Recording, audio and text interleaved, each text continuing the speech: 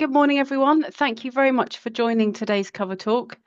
My name's Alice Wilson. I'm a partner in Mills and Reeves Insurance Disputes team. I specialise in property and liability risks, and in particular claims involving property damage, theft, and fraud. Today, we're looking at the duty of fair presentation, a subject that I know most of you, if not all of you, will be very familiar with.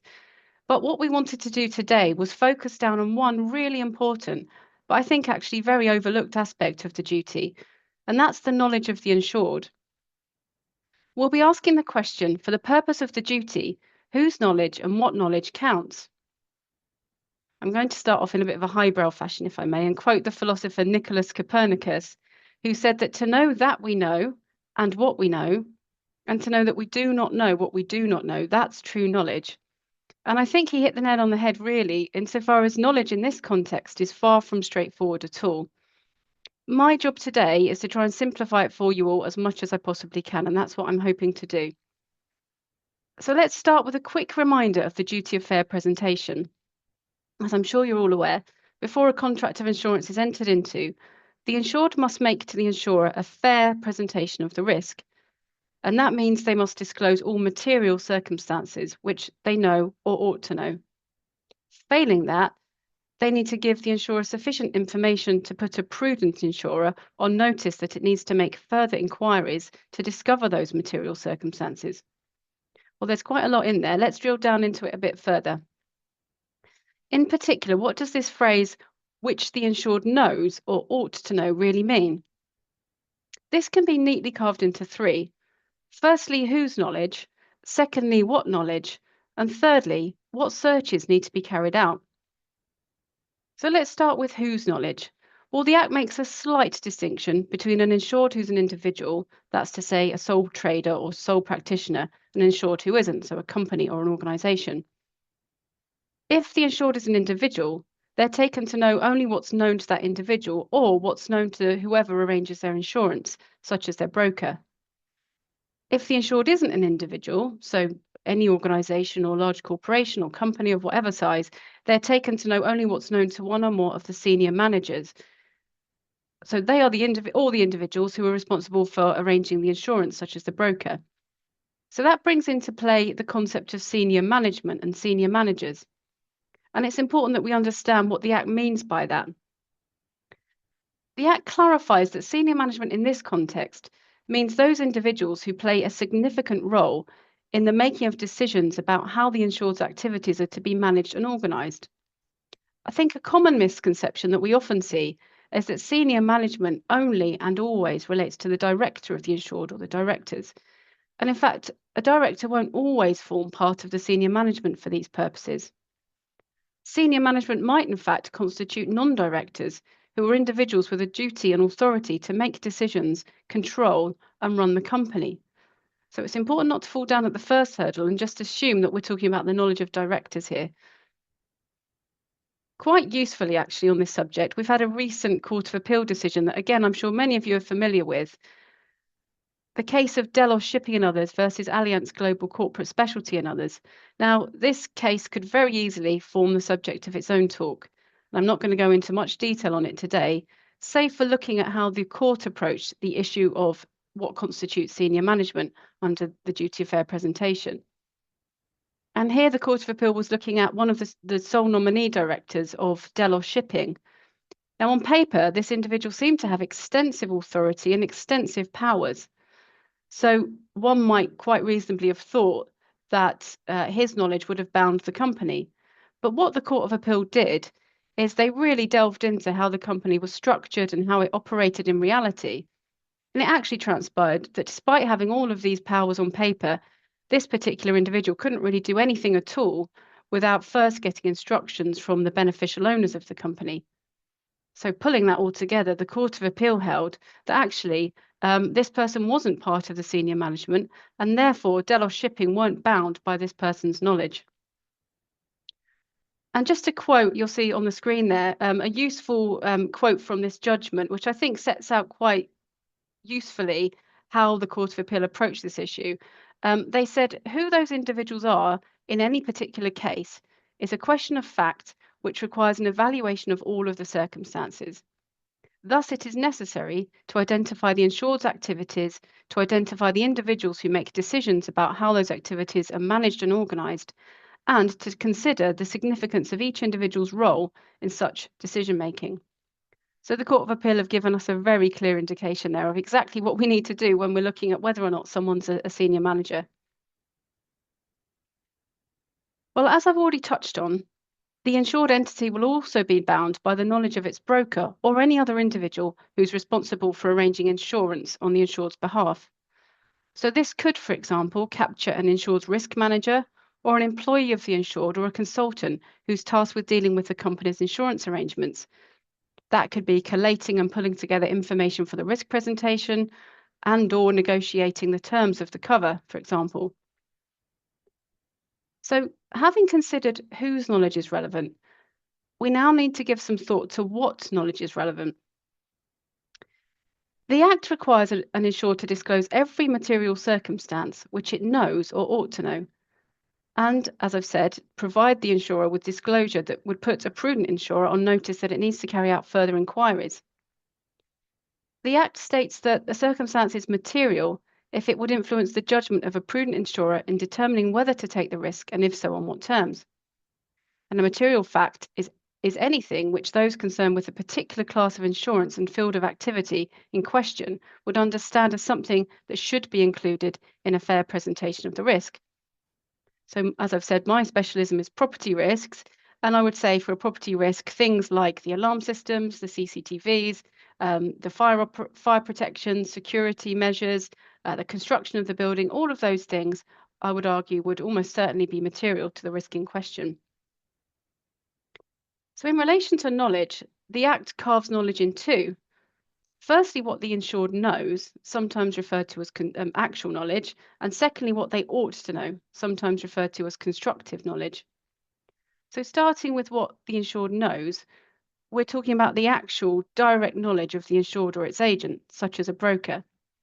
And the only caveat I would flag is that a broker or agent doesn't need to disclose information that's confidential and that was obtained from sources that were unrelated to the insured or the insurance. I think perhaps the more difficult concept is what the insured ought to know. Well, this refers to the type of information which an insured should know about, even if they don't have actual knowledge. And the intention of this provision is to prevent an insured from quite conveniently turning a blind eye to really highly relevant information. So, taking property insurance as an example again, this would capture an insured who told insurers that it operated a waste recycling facility that only handled non-combustible waste, and then after a very significant fire that spread very rapidly, then said they were completely unaware that the facility was actually handling combustible waste. Now, unfortunately, that is based on an actual case. The Act does try to clarify what is meant by the phrase ought to know, explaining that an insured is expected to know what should reasonably have been revealed by making a search of the information available to it. Now, that's, I think, a bit of a tricky concept. It kind of expects you to know what the outcome of a search would be. So it's a little bit of a grey area, I would say, the way that's phrased. But using the waste recycling facility as an example, I think it would be reasonable to envisage that a reasonable search of that insured would have revealed the type of material that was being handled at that plant. So that moves me on to another question which we need to think about, and that's what is a reasonable search? Well, unfortunately, there is not a one-size-fits-all answer to this question. The Act leaves this term completely open to interpretation, and I'm sure that's absolutely intentional. What would be reasonable for a small business buying motor insurance might be quite different to what's reasonable for a large multinational organization purchasing complex liability cover. So, what's reasonable will be assessed objectively on an individual basis. But I don't want to leave it there because that's not entirely helpful for you. I want to try and give you some pointers as to what I think it might entail. And you can see on the slide there, I've listed out some things that might constitute a reasonable search. So that would include, for example, making inquiries of the senior management, and we've looked at who the senior management might be, and those responsible for the organisation's insurance arrangements. Searches of any relevant departments. So, for example, in the case of property insurance, the facilities department, who should be aware of some of the physical aspects of the property that's being insured. Searches of a company's internal systems, for example, financial records and claims history, and searches with any agents who might hold relevant information on the insured's behalf. So, for example, an accountant or a broker. But I think the point to really draw out is the search needs to be proportionate.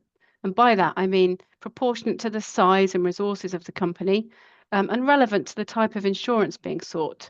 So, as I've said, if you're looking at property insurance, you're looking at searching areas of the business that are relevant to the property risk it poses.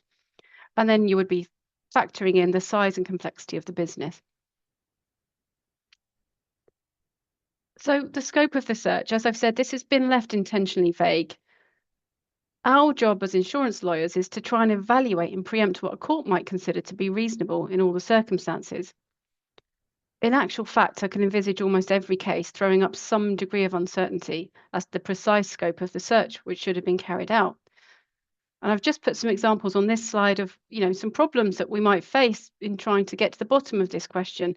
So, for example, in the context of property insurance, to what extent does an insured need to search for information concerning the property, such as the adequacy of a building valuation, which might have been provided by a third party?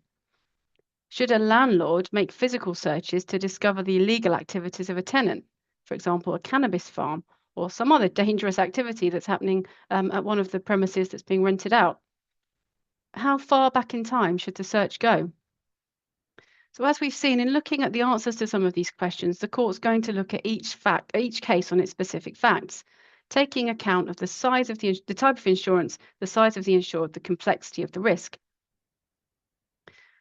So just kind of wrapping up really, I think the main reason we wanted to have this session today is to enforce the kind of thinking that when an insurer is thinking about applying any remedy for the breach of duty of fair presentation, it's really important to understand this aspect, the issue of the knowledge of the insured.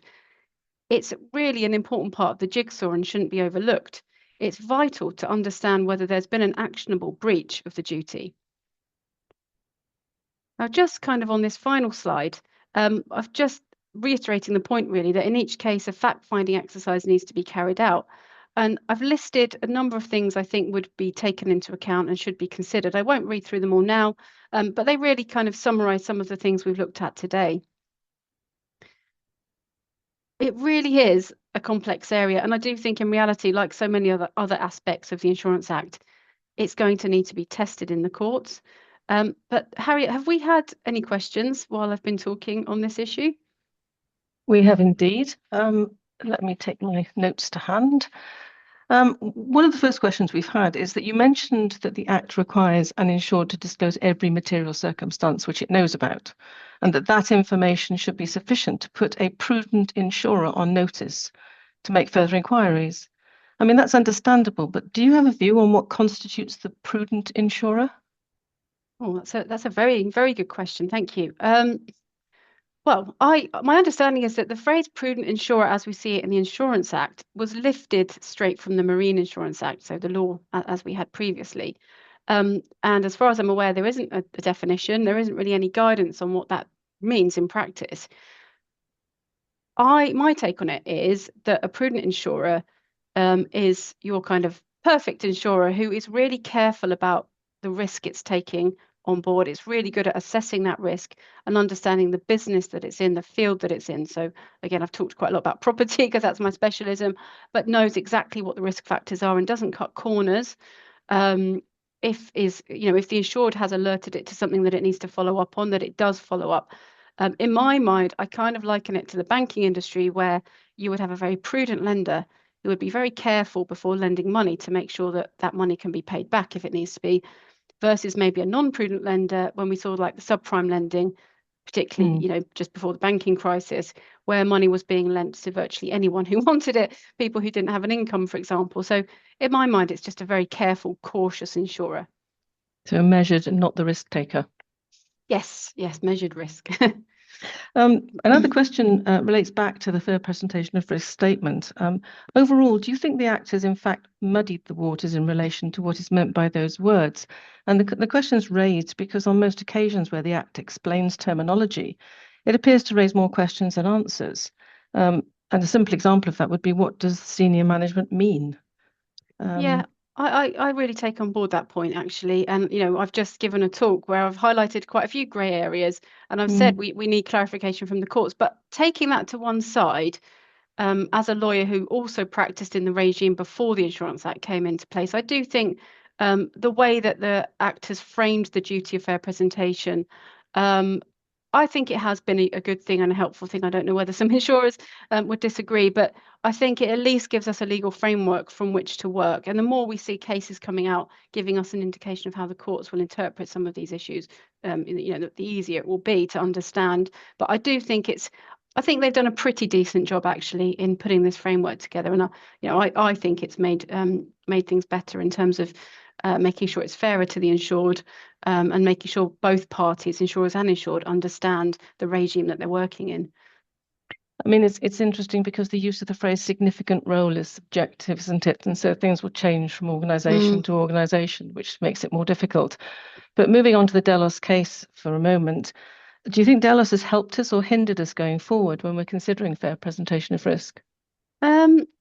I'm sure Delos has got his critics, but I think from my perspective, I kind of alluded to it just now in my previous answer. I think any judicial authority, particularly from such a senior court as the Court of Appeal, I welcome it and I find it useful. And I quoted from the Delos case there, and that gives us a really clear heads up on, for example, how we would approach the issue of whether someone is a senior manager or not. And I think to have that from the Court of Appeal is incredibly useful. So I welcome that judgment. As I say, I'm sure it will have its critics, but I'm currently not one of them. No. Well, I'd like to go on forever. It's a very interesting topic, but unfortunately, in the usual way, we are running out of time. So I'm going to pass the baton back to you to close up, if I may. Oh, thank you very much, Harriet. So just a few final pointers. Again, thank you very much for everyone joining today. I hope you found that useful. After this session has finished, we'll send you the slides through. We'll also send you a survey questionnaire to give you a chance to give us any feedback, and that really is helpful. So please do provide any feedback you've got. And also, if there's any other subjects you'd like us to cover in any of our future talks, please let us know, and we'll make sure that we do cover those. So the last cover talk of the year is coming up on Thursday, the 18th of December. Sophie Briggs and Michael Vivona will be looking at a meeting where cyber meets AI. So that sounds really interesting, actually. Thank you very much again for joining today. Hope you can join us in December. And meanwhile, have a very good rest of your day.